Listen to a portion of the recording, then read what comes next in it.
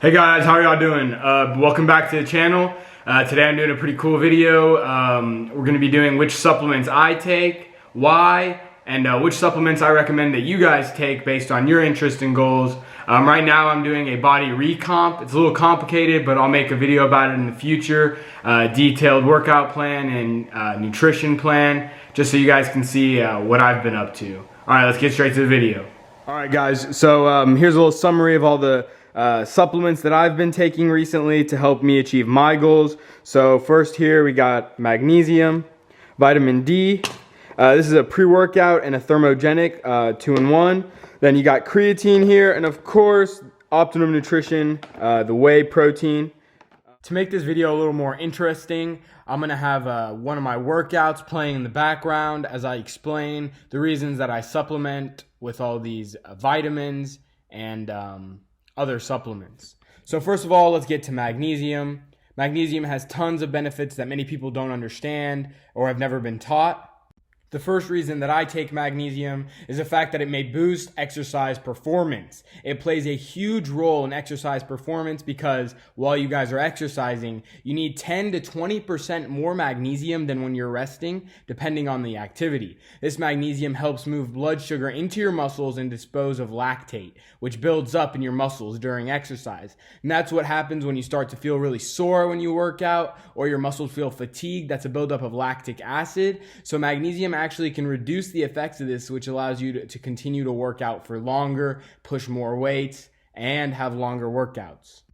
This all can be proven through an analysis done by Shen that shows that magnesium enhances exercise performance via increasing glucose availability in the blood, muscle, and brain during exercise. Now to the second point, magnesium reduces insulin resistance. Insulin resistance is one of the leading causes of metabolic syndrome and type 2 diabetes. Obviously, these are things you don't want, so making sure that you're saturated on magnesium can help reduce the likelihood that you'll develop insulin resistance. Now to the next supplement, creatine. Let's start with the major misconceptions about creatine. Many people believe that creatine is unnatural and a substance that gives people a competitive advantage. However, this simply isn't true. Creatine is actually found in a lot of the foods we eat, such as red meat.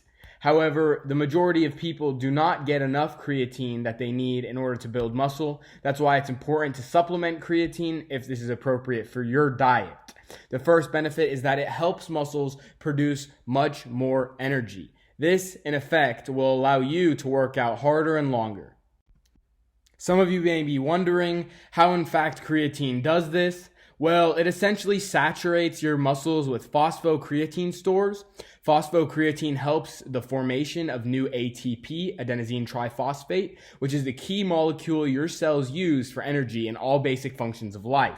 So whenever you go work out, you're going to use ATP. The problem, however, is that if you don't have enough ATP to work out, you cannot maintain the same level of intensity as you begin with. That's why supplementing with creatine is helpful, because the ATP that you're breaking down while you're working out is quickly resupplied or resynthesized, which allows you to work out harder. Now, the second manner in which creatine is going to help you increase muscle mass is the fact that it's going to increase your levels of IGF-1, which is a growth factor that promotes an increase in muscle mass. The reasoning is that as you increase this growth factor, muscle increase will follow. What's more is that creatine supplements actually increase the water content of your muscles. This is known as cell volumization and can quickly increase your muscle size and appearance. So this is great for individuals who want quick muscle gains that are visible to other people and to yourself. Now finally, creatine has functions beyond the gym. It's actually been shown to improve brain function, which is great for me as a college student and for many of you guys who are in the process of becoming educated. So creatine actually plays an important role in brain health and function because your brain actually requires a significant amount of ATP when performing difficult tasks such as taking an exam or studying for an exam. Supplements of creatine can increase the phosphocreatine stores the same way that it affects your muscles. It can affect your brain function. This means that taking creatine can allow you to study longer without feeling mentally fatigued. The bottom line is that creatine is an essential supplement for muscle building. And it's also extremely safe and easy to use, regardless of what you hear at the gym or from other individuals who are uneducated on the topic. Now, when it comes to the manner in which you saturate your body with creatine, there is a large debate on whether or not it is required for you to go through a loading phase.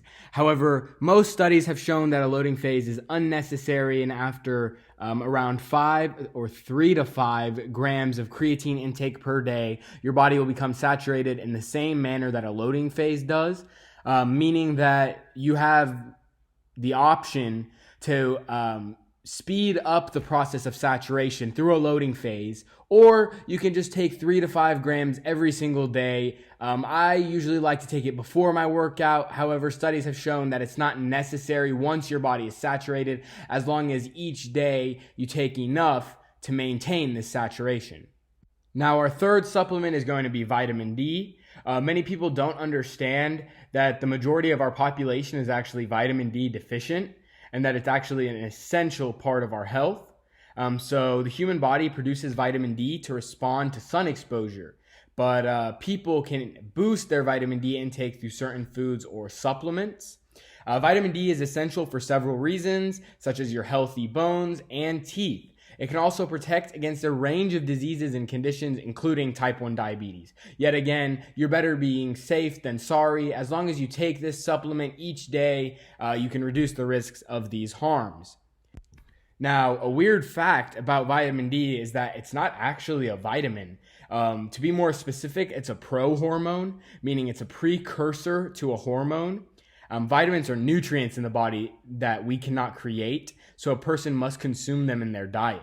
But vitamin D in itself can be created by the body, so by definition, it is not a vitamin. So let's talk about some benefits of vitamin D. The majorities of studies agree that between 400 and 800 IUs per day is sufficient. However, some other studies suggest a higher daily intake of 1,000 to 4,000 IUs, which is around 25 to 100 micrograms. So there is some debate. As long as you're reaching between 400 and 800, you should be fine. Maybe speak to your doctor about what's right for you. Now, on to our fourth supplement. I'm currently taking a thermogenic and pre-workout made by 6 Star Nutrition. I find it at Walmart. It's extremely cheap per serving size. And I've seen that it has pretty decent benefits. Now, I'll be honest with you guys, it doesn't have a crazy amount of caffeine in it. So for the people that are used to pre-workouts with a ton of caffeine, this might not do the job for you. I try to take this every other workout or whenever I'm feeling fatigued or tired. It does give me a boost of energy and has tons of substances that help in weight loss, such as Canephora robusta, a bean that's been found to help with weight loss when in a caloric deficit. And I have seen some progress through this supplement, but I mostly use this pre-workout to get a little edge at the gym when I'm feeling tired.